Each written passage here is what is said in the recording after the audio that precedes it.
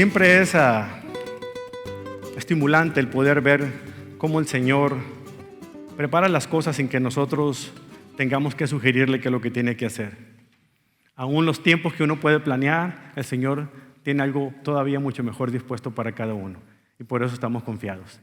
Vamos a continuar con una serie de estudios que ya llevamos algunas semanas y es en el libro de Eclesiastés. Por lo cual pido que si usted trajo su Biblia y si no pueda levantar su mano y se le prestan una, abra su Biblia en el libro de Eclesiastés capítulo 7. Eclesiastés capítulo 7.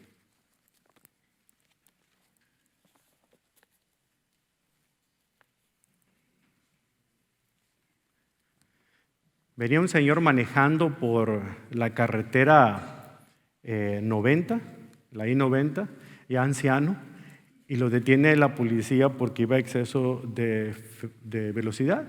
Y el anciano le dijo, pero es que ahí dice que debo ir a 90. No, señor, ese es el nombre de la carretera. Ay, me hubiera dicho cuando venía por la 150. Y a 150 me tengo que ir ahorita para poder alcanzar a ver lo que tenemos que ver. Así es que présteme su atención. Un joven le prestó $500 a un conocido, pero se le olvidó pedirle que le firmara un documento, un comprobante. Cuando el tipo no le había pagado después de un año, va y le pide un consejo a su padre y le dice, papá, ¿qué hago? No le pedí un comprobante, no sé cómo pedirle que me pague el dinero de vuelta. Entonces su sabio padre le dice, mira hijo, la solución es bien fácil. Solo tienes que escribirle un correo o mandarle un mensaje de texto diciéndole que necesitas los $1,000 de regreso que le prestaste. Ah, papá, pero no, querrás decir los $500. No me equivoqué. Dile que te regrese los $1,000. Verás cómo al instante te regresa un mensaje diciendo que no eran 1,000 sino 500 y ahí tienes tu pagaré.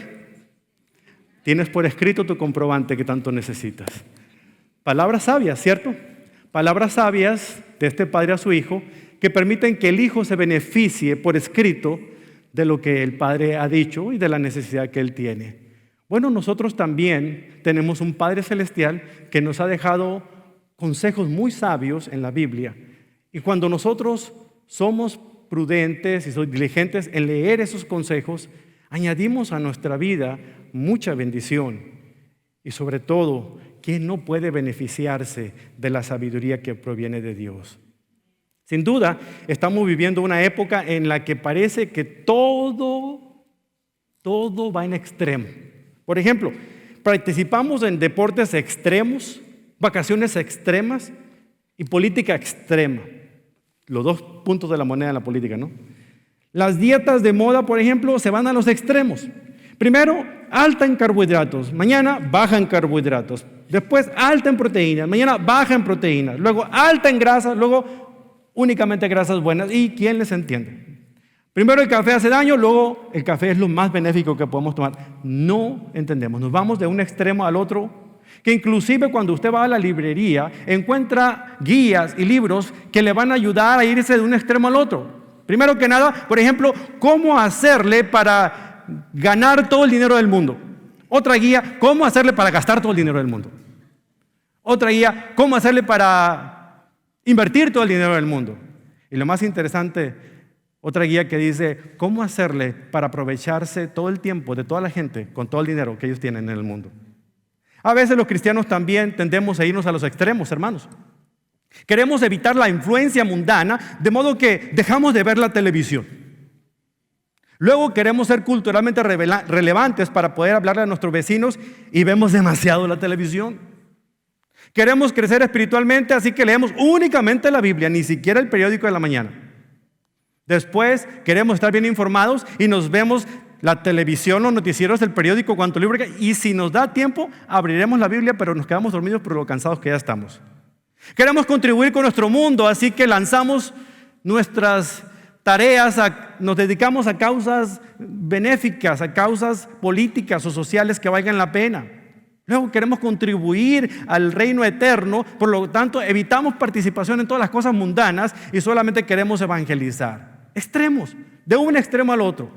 Porque Dios sabía que somos personas que tendemos a irnos de un extremo al otro. Él nos ha dado un antídoto fabuloso para no irnos a los extremos. ¿Sabe cuál es ese antídoto? La sabiduría celestial, la sabiduría divina. La sabiduría de Dios trae equilibrio a la vida cristiana. La sabiduría de Dios es la que trae un equilibrio a la vida cristiana. ¿Por qué? Simplemente porque proporciona la fortaleza y la capacidad para manejar los desafíos de la vida con discernimiento. Ese es el tema del mensaje de este día. Salomón escribió en su diario de Eclesiastés algo muy interesante y parecido a lo que acabo de decirles. Por ejemplo, en el capítulo 2, que ya vimos anteriormente, versículo 24, él dice que la sabiduría, el conocimiento y la alegría, todo proviene de la mano de Dios. Interesante. Por lo tanto, la sabiduría es un regalo de Dios. O sea, usted no puede ir a la escuela a aprender sabiduría. Usted aprende conocimientos.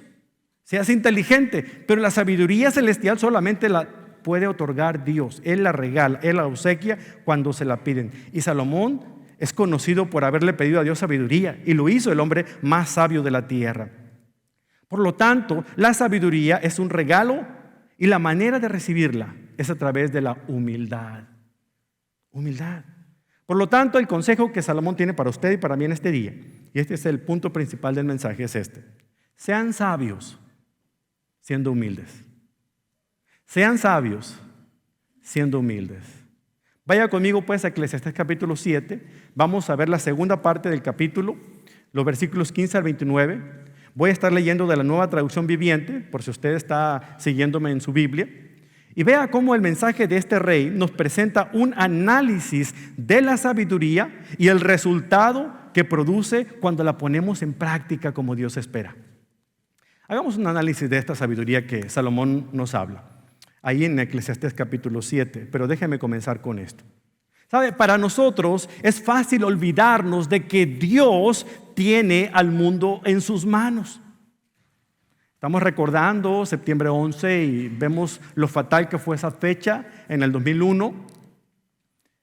Pero aún con todo eso, es interesante porque la sabiduría nos permite ver que a pesar de cosas como esta, Dios tiene todavía al mundo en sus manos. Si ustedes crecieron yendo a la escuela bíblica de vacaciones, aprendieron un canto que decía: Dios tiene todo el mundo en sus manos, te tiene a ti y a mí en sus manos, ¿verdad? No me pidan que se los cante porque entonces salen corriendo por ahí y deja al Señor de tener en sus manos. No, también me tiene en sus manos con toda mi voz que tenga. El punto al que quiero llegar es que Dios sigue estando en control soberano de todas las cosas.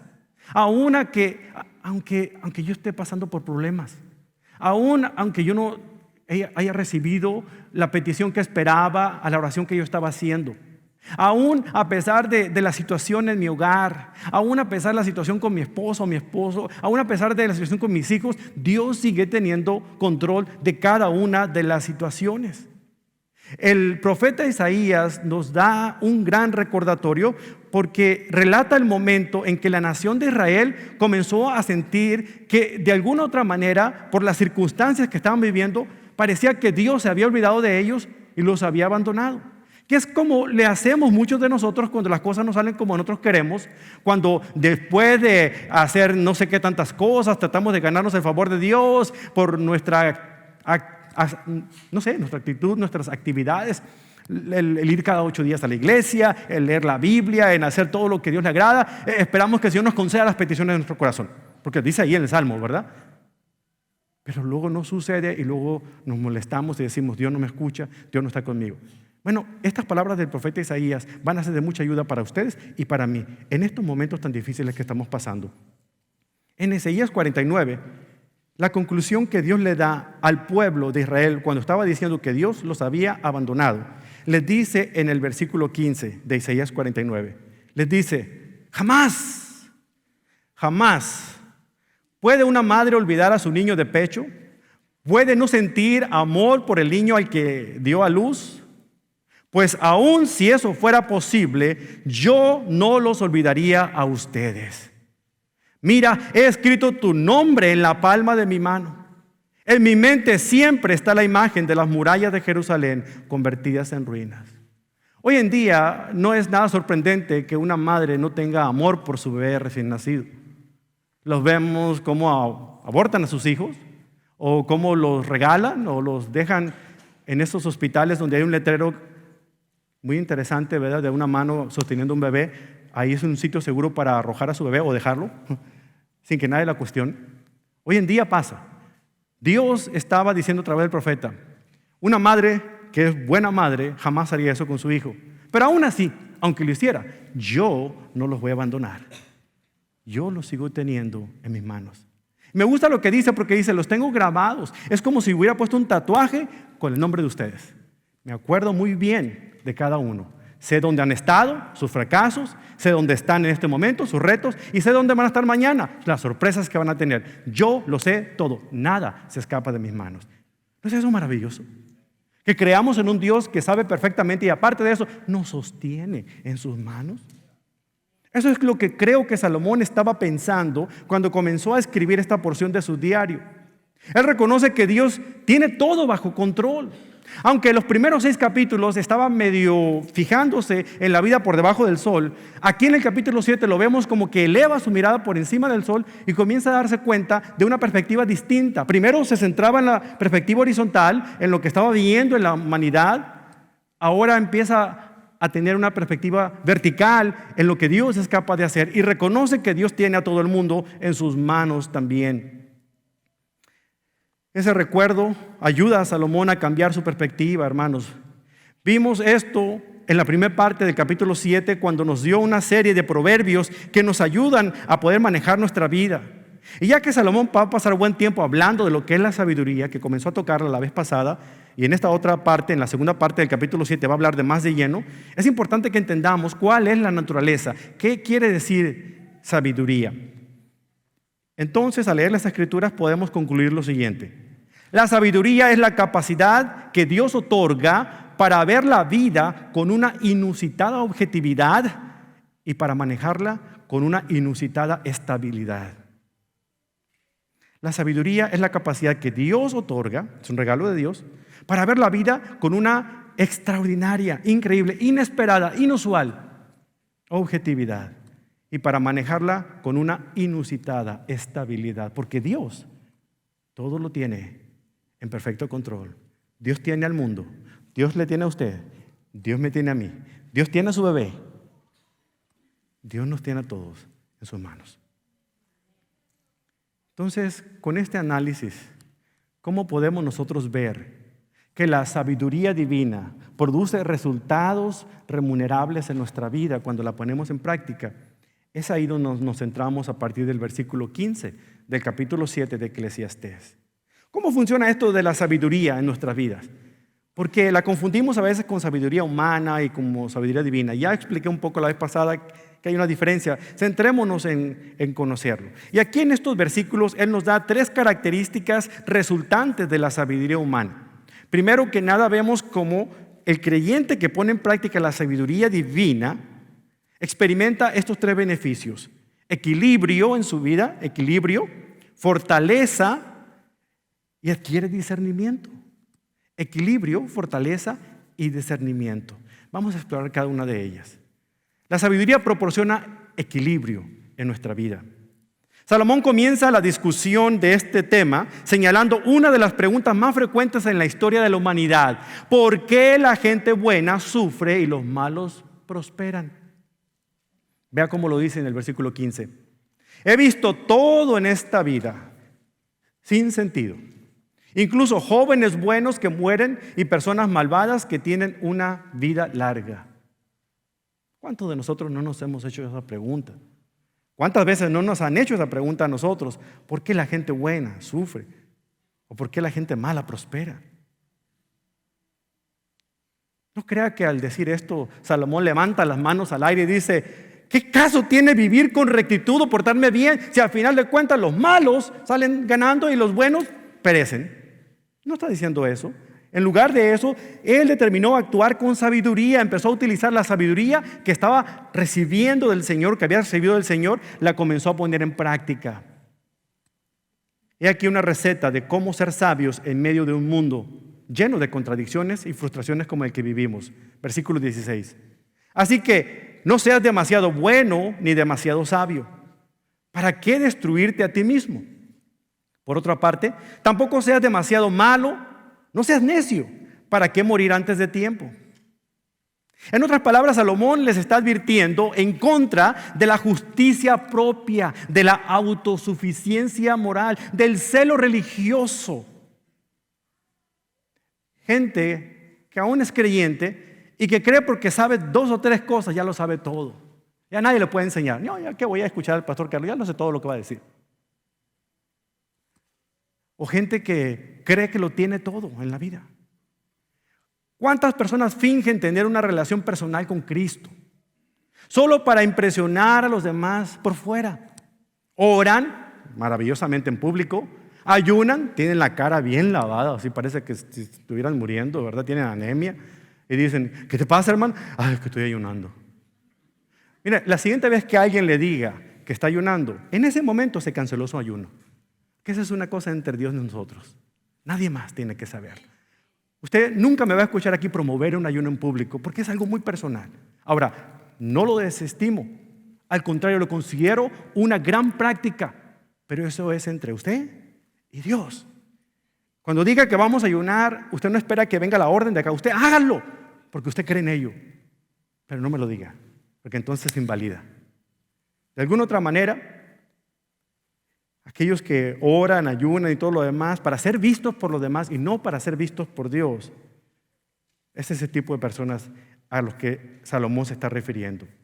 Son gente que se saben la Biblia de memoria, pasajes completos de memoria. Asisten a cuanto curso bíblico se enseñe para adquirir mayor conocimiento. Curso que dan el hermano Rafi y todo el mundo se anota. Curso que empieza en la semana y se anotan ahí. Curso que da 10 días en español y se anotan ahí. Perdón. No, es que simplemente el hecho de adquirir conocimiento. Pero si nomás adquirimos conocimiento y no permitimos que el conocimiento nos transforme, ¿de qué sirve? ¿De qué sirve? Solamente nos infla el ego, es un orgullo religioso y les hace creer que son tan sabios y buenos ante sus propios ojos, pero no ante los ojos de Dios. Se vuelven tan rígidos, tan legalistas, que consideran que viven vidas más sabias y más justas que otras personas en la iglesia. Nadie es tan bueno como nosotros, dicen. Y aunque no lo digan verbalmente, se consideran mejor preparados que el pastor. Sí, porque ellos escuchan a todos los predicadores de la radio, a todos los de la televisión y a todos los mugrosos que salen en la internet. Perdón, muchos que salen en la internet, me equivoqué de palabra. Entonces empiezan a llenarse con un montón de información. No, pastor, usted citó mal ese pasaje porque fulano de tal lo dijo así. No, es interesante. Pero si realmente se tuviera una relación cercana con Jesucristo, auténtica, no necesitan hablar, no necesitan mostrar nada, se nota. Hay una atracción tan especial hacia las personas que viven una relación personal con Cristo que uno quiere estar cerca de ellos. Uno quiere saber cuál es el secreto del contentamiento. ¿Y sabe usted cuál es el secreto de ese contentamiento? La humildad. La humildad. Estar cerca de Cristo nos vuelve humildes. Es la humildad, pero la verdadera humildad, no la que digo que yo tengo. Porque algo curioso con la humildad es esto. En cuanto yo crea que tengo humildad, en ese momento la pierdo. Que la humildad únicamente puede demostrarse. El escritor Ernest Hemingway lo dijo de esta manera: el secreto de la sabiduría, del poder y del conocimiento es la humildad. Bíblica y prácticamente tiene sentido ser humildes, hermanos. Hay demasiadas cosas que no entendemos, hay demasiadas preguntas que todavía nos hacemos, hay demasiadas tragedias de las cuales no tenemos noción ni respuesta para la gente, y demasiado pecado como para decir que no tenemos pecado. La única solución a todo esto es el consejo de Salomón: sean sabios siendo humildes. Por otro lado, hay personas que se van al otro extremo. O sea, una es la autosuficiencia, el orgullo religioso, el conocimiento bíblico y todo lo que ustedes quieran. Que está bien conocer la Biblia, que está bien profundizar en la Escritura, pero que no se te suba la cabeza, que se mantenga a la altura del corazón para que te transforme. Pero por otro lado están aquellos que se van al otro extremo y que porque le pidieron al Señor que les concediera algo y Dios no se lo concedió, se enojaron con Dios. No, Dios no existe. Dios no me quiere, Dios me abandonó. Y empiezan y se van a una vida de libertinaje. ¿Para qué portarme bien si al final de cuentas Dios no me da lo que yo pido? Y empiezan y le dan rienda suelta. En mi tierra dicen vuelo a la hilacha. ¿Qué significa eso? Que hacen lo que les venga en gana. Simplemente porque Dios, cuando le pidieron un árbol, les dio limones. No supieron qué hacer con ellos. Hermano, es fácil, haces una limonada, le echas unos hielitos y te lo tomas bien rico. Pero bueno, no llegaron a ese punto. Se van al libertinaje, tiran la toalla, renuncian, van a la iglesia, no quieren saber nada de los cristianos. Toman decisiones contrarias a la palabra de Dios y eso resulta bien costoso para muchos. Hay muchos incluso que no solamente llegan a perderse, pero hasta perder la vida también. Una experiencia así es desastrosa. Yo les digo a los jóvenes constantemente, jóvenes, por favor, no se hagan necios. Una experiencia con las drogas puede acabar con sus vidas. La única. Un encuentro sexual puede acabar con su vida porque les puede dar sida o otra cosa. Un primer intento de suicidio puede ser exitoso. No vale la pena hacer todo lo contrario a Dios. Debemos ser humildes. Ejercitemos la sabiduría y el autocontrol. Pero aquí Salomón está haciendo un llamado, no a irse a los extremos, está haciendo un llamado al equilibrio. Dios nos creó para que fuéramos personas íntegras que buscaran su justicia y su bondad. Por lo tanto, debemos evitar caer en esos extremos, volvernos legalistas o autosuficientes o volvernos libertinos.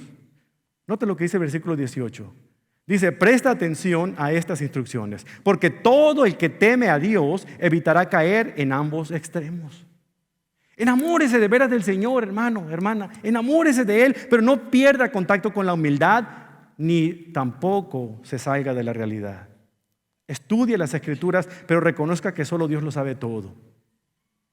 Vivir equilibradamente en el temor del Señor nos va a permitir caminar por la cuerda floja de esta vida sin sentido. Y no nos vamos a caer ni a la derecha ni a la izquierda.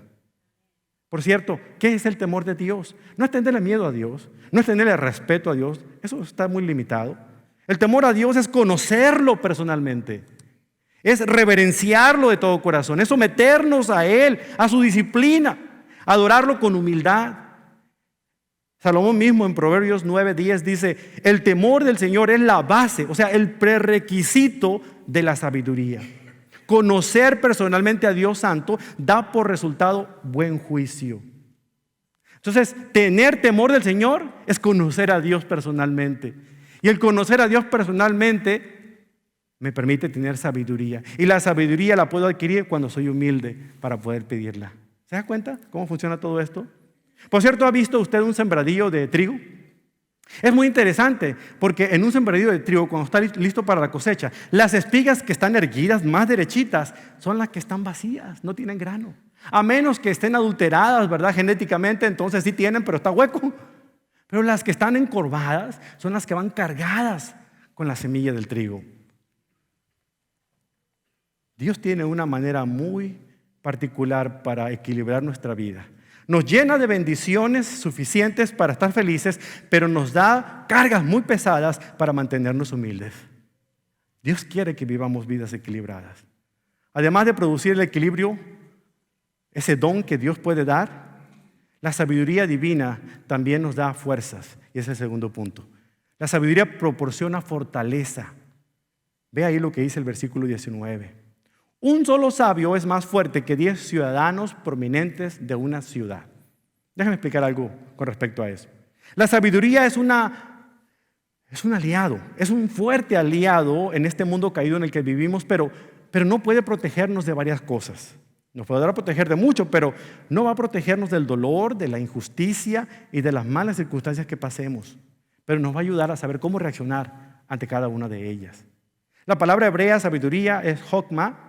Se refiere a la habilidad de poder vivir. En otras palabras, una percepción que viene de Dios para entender que esto que me está pasando no tiene nada más un por qué, sino un para qué. Porque a veces nos quedamos, pero ¿por qué Dios? No, Señor, no lo entiendo. pero usted lo sabe. Hay un para qué. Prepáreme, deme sabiduría para saber por qué estas cosas están ocurriendo.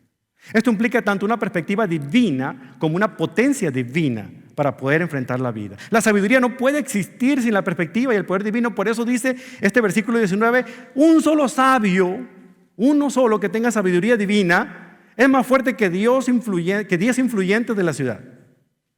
Salomón afirma que la sabiduría es mejor que rodearse de las mejores personas más sabias que puede haber en la tierra. Él nos ayuda en eso. Y nos da 3 formas en las cuales la sabiduría se va a manifestar. Primero, para enfrentar y vencer el pecado. Ahí en el versículo 20 dice, perfeccionistas, pongan mucha atención aquí. Yo ya leí mi parte, ahora les pido a ustedes que hagan la suya. Versículo 20. No hay una sola persona en la tierra que siempre sea buena y nunca peque. Muchas personas que son tan perfeccionistas quieren que todas las cosas encajen en el cuadrado que han pintado de 4x4. Todo lo ven blanco y negro, no dejan lugar a áreas grises. Cuando ven áreas grises, se sienten como que les va a dar el tramafac. ¿Qué es eso? No lo sé, lo leí. En nuestro estado caído, nuestra tendencia es a rebelarnos contra la voluntad del Señor. Eso es lo que tendemos a hacer desde que nosotros estamos pequeños. Somos culpables del pecado por omisión, es decir, no hacer el bien que debemos hacer, es un pecado de omisión, y también los pecados de comisión es hacer el mal que no debiéramos hacer. Hemos estado empeñados en seguir nuestros propios caminos desde que nacemos. Agustín de Hipona dijo en una ocasión que la única razón por la que usted cree que un bebé de brazos, un bebé recién nacido es bueno, es porque todavía no tiene poder suficiente para demostrarle lo malo que puede ser. Y escucha las palabras que él utilizó. Dice, si un bebé tuviera la fuerza cuando salió del vientre de su madre, agarraría a la madre por el cuello y le exigiría que le diera leche. Así es. Todos tenemos esa misma naturaleza pecaminosa dentro de nosotros. Es por la gracia, misericordia y la sabiduría de Dios que nosotros podemos todavía ser controlados por el Espíritu Santo. La única manera en que cualquiera de nosotros pueda ser salvo es si Dios toma la iniciativa de acercarse a nosotros, extendernos a nosotros esa invitación, a poder reconocer a Jesucristo como nuestro Señor, como nuestro Salvador.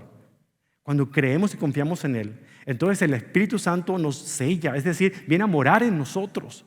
Y al morar en nosotros, ese poder maravilloso que resucitó Cristo de los muertos ya opera en nosotros, y esa es la fuerza maravillosa que nos da para poder adquirir sabiduría y poder decir al pecado, no, este día yo no te hago caso.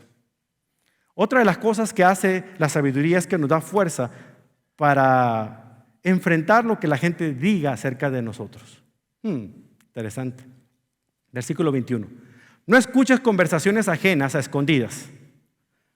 Wow. No andes pegando la puerta para ver qué están diciendo de ti. Lo que esto está significando, no escuches adulaciones. Nada de que eres la mujer más hermosa del mundo. Podrá ser muy sincero mi hermano cuando dijo que su esposa es la mujer más hermosa del mundo, pero no se lo debe creer ella. Así como yo tampoco me debo creer porque me han dicho que soy el mejor predicador que hay en el mundo. Yo sé que tienen razón, pero no me lo puedo creer. No me lo debo creer, no puedo ser tan crédulo. Jesucristo mismo le decía, no, sana al rey, al hijo de David que viene. Y luego 4 días después le decían, crucifícalo. Así es que no se la crean. Seamos prudentes y no seamos tan crédulos. Por eso no anden buscando a ver qué dijeron de mí en Facebook. A ver qué pusieron en el post que puse ayer. Ay, nadie me puso ningún like. Luego de repente le ponen un like, un corazoncito, amén y todo lo demás, y sigue poniendo más. No se la crean. O sea, la gente puede ser muy sincera, no me lo tome mal, muy sincera, pero usted no se la crea, que no se le suba la cabeza, que mantenga los pies bien puestos sobre la tierra. Toda esa verborrea halagadora de que somos grandes, eso nos debe poner a nosotros a recordar que somos polvo, que sin Cristo no somos nada. Que realmente el único que puede estar delante de los reflectores es Él, nosotros no. Yo a veces me impresiono con muchos predicadores que exigen un jet privado para poder llegar a un evento, no menos de 10,000 personas. Estar en un hotel de 5 estrellas porque Él trae la palabra de Dios. Interesante. Si usted supiera dónde yo me quedo a veces. Pregúntale a mi esposa. La persona sabia no le presta atención a esas cosas. Dios le ha dado un filtro a través de la sabiduría para que esas cosas no hagan nada. Es como un alfiler que le pone para que cuando empiece a inflarse, Pablo mismo lo dijo, Dios me ha dado un aguijón en mi carne. Y 3 veces le dije al Señor que me lo quitara, pero no quiso. Únicamente me respondió, bástate mi gracia, porque es en tu debilidad que mi poder se perfecciona. En otras palabras está diciendo Pablo, Dios me dio esto y lo recibo, para que esa revelación tan especial que Dios me ha dado, yo no la crea. No me la crea a mí que es por mí, sino todo depende de Cristo. O sea, es que Dios nos ha dado una especialidad a todos nosotros, así es que no nos la creamos. Pero también nos ha ayudado la sabiduría a enfrentar lo que se diga de nosotros, como dice aquí esta parte, de aquellos siervos que te maldicen o aquellos siervos maldicientes. En otras palabras, es una palabra para decir aquellos que están chismeando. O sea, chismeando, o sea, las dos palabras van de lo mismo. Chisme, verborrea, crítica, como usted quiera. No le prestes atención a todo eso. Es, por un lado, chisme y por otro lado, crítica malsana. Algunos dicen, no, es que yo le doy crítica constructiva. Bueno, hay personas que tienen el don de la crítica. Y aunque no aparece en la Biblia, ellos sí creen que está en la Biblia porque lo hacen tan bien. Lo mandan por correo electrónico. Si por alguna razón no checa el correo electrónico, llega por mensaje de texto. Lo ponen en Facebook porque ahora está de moda. Hasta en Instagram si es posible. Y si por alguna razón no respondo, me lo dicen personalmente en mi cara. Es interesante. Yo les voy a decir una cosa, hermanos. La crítica afecta. A mí me afecta, se los confieso. Me gustaría hacer caso a lo que dijo Carlos Spurgeon una vez cuando dijo a sus estudiantes del ministerio, jóvenes, ustedes no pueden impedir que la gente hable. Pero ¿saben qué? Ojo, conviene ser ciego de un ojo y sordo de un oído. Hay un mundo ocioso allá afuera que dice y dice por decir.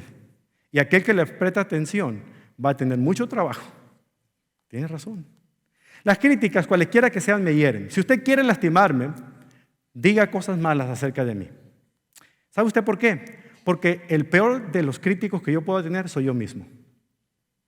Entonces, cuando escucho su crítica, únicamente me confirman con lo que yo me vengo diciendo todos los días. Sin embargo, estoy aprendiendo poco a poco a no hacer tanto caso a las críticas, sobre todo mal infundadas. Se lo debo a un gran mentor que tengo, que es el pastor Swindoll, quien un día me dio un consejo y no se me olvida, y dijo, Carlos, si una mula te patea, simplemente considera la procedencia del golpe.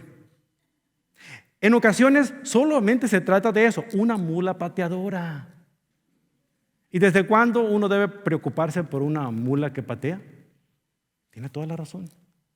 Así es que la siguiente patada se la dedico al pastor Swindoll.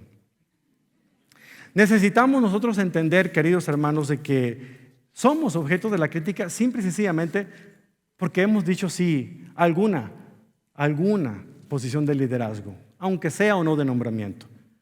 Es algo muy común que se nos critique. El mismo Spurgeon dijo de esta manera, dice, el éxito expone al hombre a la presión de la gente y por tanto lo tienta a mantener sus logros mediante métodos y prácticas carnales y a dejar dominar plenamente por las exigencias dictatoriales de una incesante expansión. El éxito podría subírseme a la cabeza, dice Spurgeon, y lo haría a menos que yo recuerde que es Dios quien realiza la obra, que puede seguir haciéndolo sin mi ayuda y que Él es capaz de proveerse de otros medios cuando quiera bajarme a mí los humos. Dios va a hacer lo que va a hacer contigo, sin ti o a pesar de ti. En este mundo todos somos necesarios, pero absolutamente nadie es indispensable. Dios, en su gracia y su sabiduría, ha querido escogerle a usted y a mí para ser portadores del mensaje de salvación a otros. Pero si usted no lo está haciendo, Él buscará otros medios, pero su palabra va a llegar. Hermanos, consideremos de nuevo el comentario de Salomón. Este rey advierte de examinar nuestros hábitos cuando seamos víctimas de la crítica. Es muy importante que lo tomemos. Luego vemos ahí una cosa importante. ¿Por qué tenemos que no molestarnos ni enojarnos cuando alguien nos critique? ¿Se da cuenta de lo que dice ahí mismo en el versículo? Ahí adelantito, dice, pues, versículo 22, pues sabes bien de las veces que tú mismo maldijiste a otros. ¿Para qué te enojas cuando te critican cuando tú estás haciendo lo mismo con alguien más? O sea, la lógica no aún entra aquí. Pero entendamos ese aspecto, lo que nos ayuda a entender el tercer y último punto. La sabiduría proporciona discernimiento, nos da la perspicacia para poder discernir las cosas. La sabiduría nos enseña que nuestra batalla más básica no es con Dios. ¿Sabe qué? Es contra nosotros mismos. Fíjese muy bien, porque hay tres partes en estos versículos de 23 al 29 que hacen referencia primeramente al yo, luego tocante a los demás y al final hacia mí mismo, que soy el peor problema que yo pueda tener para mí. Fíjese, la relación con el yo. Versículo 23. Siempre hice todo lo posible para que la sabiduría guiara mis acciones y mis pensamientos. Me dije, me propongo ser sabio, pero no funcionó. La sabiduría siempre está lejos y es difícil de encontrar. Ni siquiera Salomón por sí solo pudo conseguir sabiduría, hermanos. Con todo y que él fue el sabio más sabio de la tierra, con todo llegó a no tener todas las respuestas que se le pedían. Es una sabiduría instantánea la que podemos tener en ocasiones. Cuando Salomón intentó fabricar dicha sabiduría, inclusive tuvo que admitir que se hallaba fuera de su alcance, es porque la trató de alcanzar con sus propios medios. Pero la sabiduría únicamente la podemos recibir de la mano de Dios. Él es el que la da. No solo no podemos hacernos sabios por nuestra propia cuenta, sino que ni siquiera somos capaces de entendernos a nosotros mismos. ¿Se imagina usted qué haría yo en mi vida si yo tuviera que tener un clon de mí mismo? Si yo a duras penas me entiendo, ahora ¿cómo voy a entender a otro como yo? Pobre de mi mujer, le voy a prender una veladora. Esto nos conduce a la siguiente noción, quizá la más dura de todas. Las relaciones entrañables son necesarias, pero a menudo insatisfactorias. No podemos encontrar satisfacción en nuestras relaciones, sean cuales sean, de familiares o de amigos. Ellos no pueden suplir la necesidad que tenemos de sabiduría. Ellos saben, pero Dios sabe más. Y muchas veces es el último que dejamos cuando tenemos que hablar con Él. Busqué por todas partes, decidido a encontrarla y a entrar en razón de las cosas. Me había propuesto demostrarme a mí mismo que la maldad es una tontería y la insensatez una locura. Descubrí que una mujer seductora es una trampa más amarga que la muerte. Su pasión es una red y sus manos suaves son cadenas. Los que agradan a Dios escaparán de ella, pero los pecadores caerán en su trampa. Yo quisiera tener más tiempo para explicar más esto. En pocas palabras, hermanos, tenemos que ser sabios. Primeramente, buscar agradar a Dios y no satisfacernos a nosotros mismos o a otras personas. No porque alguien nos esté coqueteando y nos diga lo bien que nos vemos, empecemos a hacer una conexión íntima o emocional con esa persona. Hoy en día, en muchos de los casos, cuando el hombre y la mujer están faltando a los roles que Dios ha instituido de amor y respeto entre ellos, mucha gente usa eso como pretexto para irse a un lugar donde lo aprecien más. La mujer quiere ser apreciada y valorada. El hombre quiere ser respetado y admirado. Y cuando no encuentra eso en la relación, entonces como excusa empieza a buscarlo. Y el enemigo, no tardo ni perezoso, coloca a alguien que empieza a decir, ingeniero, qué bien se ve usted hoy. Mire qué bien le quedan esos pantalones tan apretaditos. Hoy en día se escuchan más a las mujeres que en otros tiempos. Los hay. El hombre tiene que ser prudente y sabio para entender, que no sea tan crédulo. ¿Verdad? El título de ingeniero puede mucho, que realmente a él le debe importar lo que Dios piensa, no lo que los demás piensan. Finalmente, la tercera, y esa es la que refiere a nosotros. Tenemos nosotros que darnos cuenta que el problema principal muchas veces para no actuar con sabiduría somos nosotros mismos. Dice el versículo 27, llegué a la conclusión, dice el maestro, la descubrí después de analizar la cuestión de todos los ángulos posibles. Aunque lo he investigado una y otra vez, veo que aún no encuentro lo que buscaba. Hay un solo hombre virtuoso entre 1000, pero ni una sola mujer. Sin embargo, sí encontré lo siguiente. Dios creó al ser humano para que sea virtuoso, pero cada uno decidió seguir su propio camino descendente. Y antes de que piense mal, que piense que las mujeres son malas, lo único que está diciendo aquí es que está hablando de Adán y Eva. Está hablando específicamente de todos, porque la palabra que utiliza para hombre es Adán, que significa el ser humano, y luego vuelve a utilizar ser humano. En pocas palabras, Salomón está diciendo, no hay hombre o mujer. Aunque los dos son virtuosos porque Dios los ha hecho virtuosos. Salomón no está denigrando a la mujer. Proverbios 31 es un ejemplo de la mujer virtuosa. Lo que está diciendo es que cuando nosotros nos enfocamos en nosotros mismos, nos damos cuenta de que nosotros no somos perfectos. Solamente Dios es perfecto. Por eso tenemos que buscar su soberana voluntad. Entonces le digo a usted, como resumen final, en cuanto al equilibrio, hágase esta pregunta. ¿Le está protegiendo a usted el equilibrio que da la sabiduría de irse a los extremos?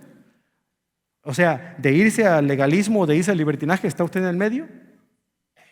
Número 2, en cuanto a la fortaleza que da la sabiduría, ¿le mantiene usted estable?